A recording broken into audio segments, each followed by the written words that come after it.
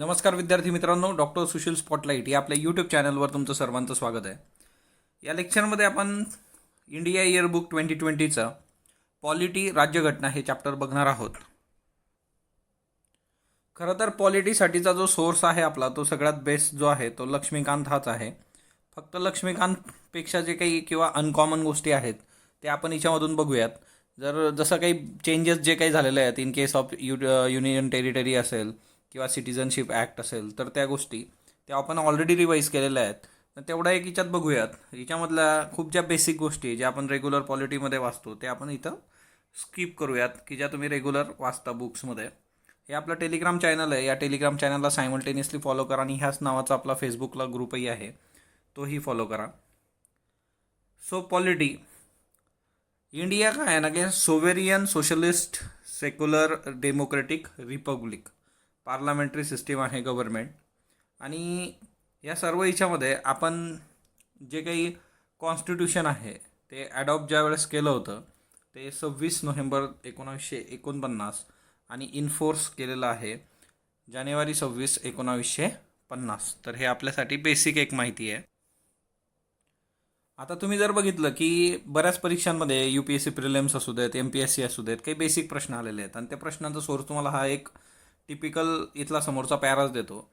एक तर आपलं स्ट्रक्चर जे आहे ते पार्लमेंटरी स्ट्रक्चर आहे, फेडरल आहे आणि युनिटरी फीचर्स आहे. त्याला प्रेसिडेंट जे आहे ते कॉन्स्टिट्यूशनल हेड आहेत, एक्झिक्युटिव्ह ऑफ युनियन.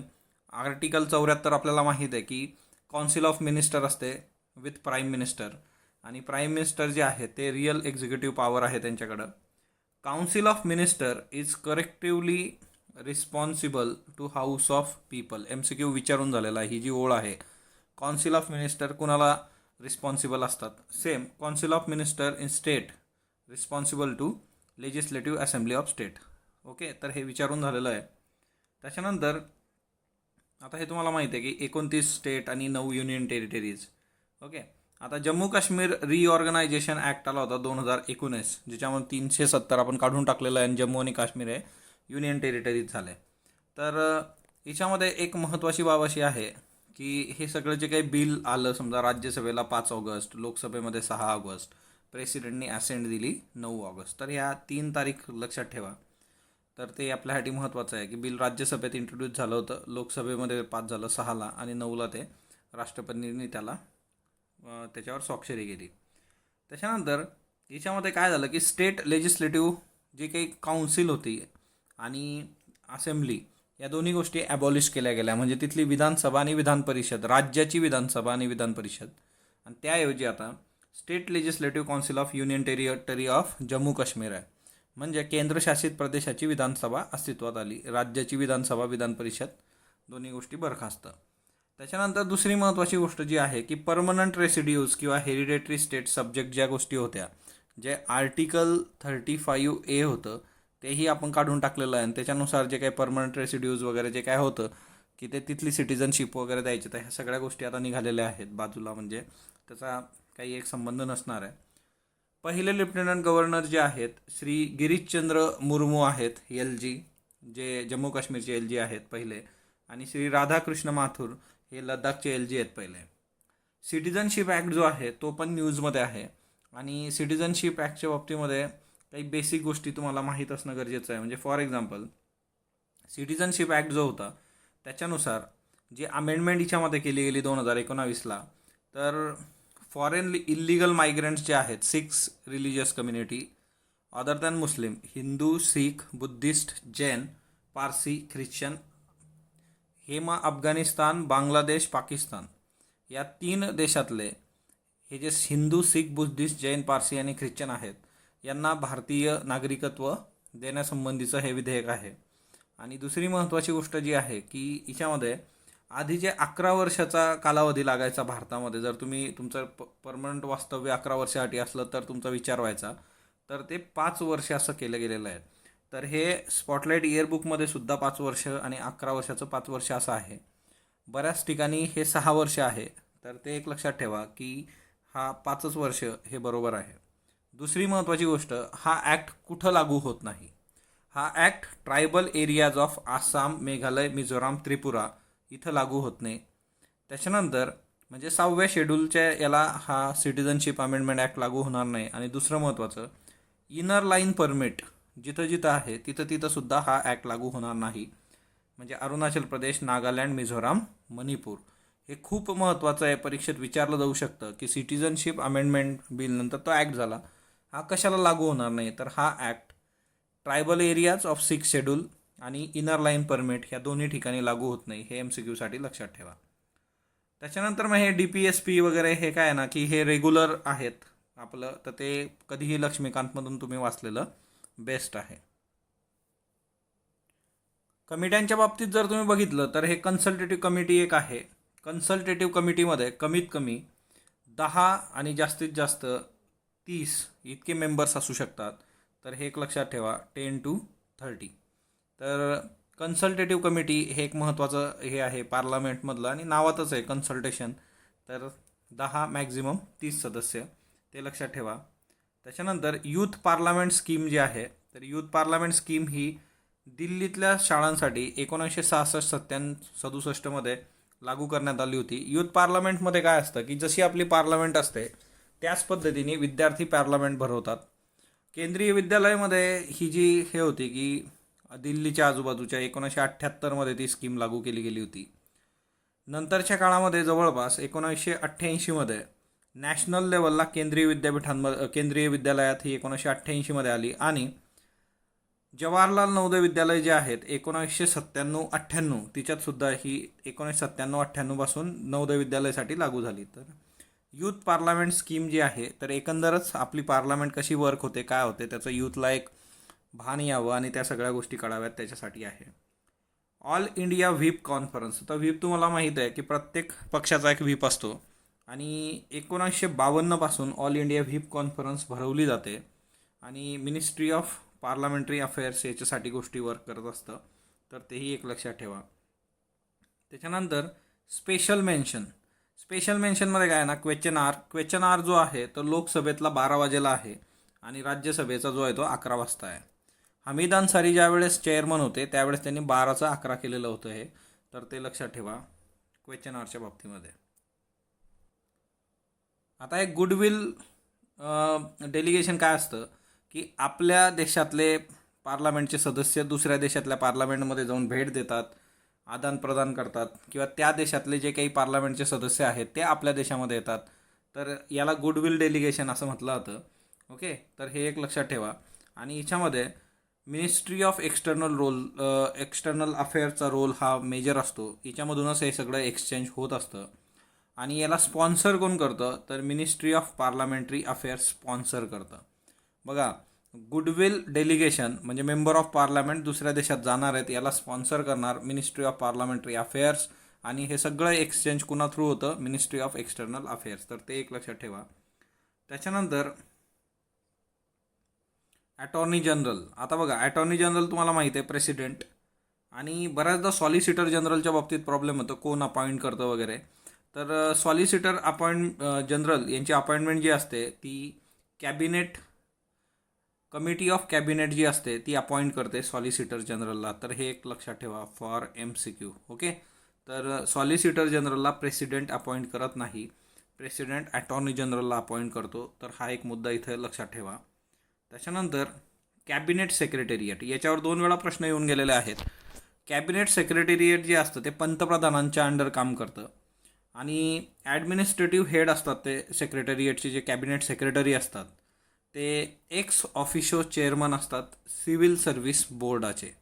म्हणजे कॅबिनेट सेक्रेटरिएटचं जे काही कॅबिनेट सेक्रेटरी हेड असणार आहे, चेअरमन असणार आहे, ती व्यक्ती एक्स ऑफिशियल चेअरमन असते सिव्हिल सर्व्हिसेस बोर्डची. यांचे 2 महत्त्वाचे कामं असतात कॅबिनेट सेक्रेटरिएटचे. एक, secretarial assistance to cabinet and cabinet committee, कॅबिनेटला आणि कॅबिनेट समित्यांना मदत करणं. आणि रूल्स ऑफ बिझनेस. आता रूल ऑफ बिझनेस काय आहे, तर हे government of India transaction business rule 1961 आहे, government of India allocation business 1961 आहे. तर हे जे कायदे आहेत त्याच्यानुसार गोष्टी होत आहेत किंवा नाही ते बघणं, रूल्स बघणं.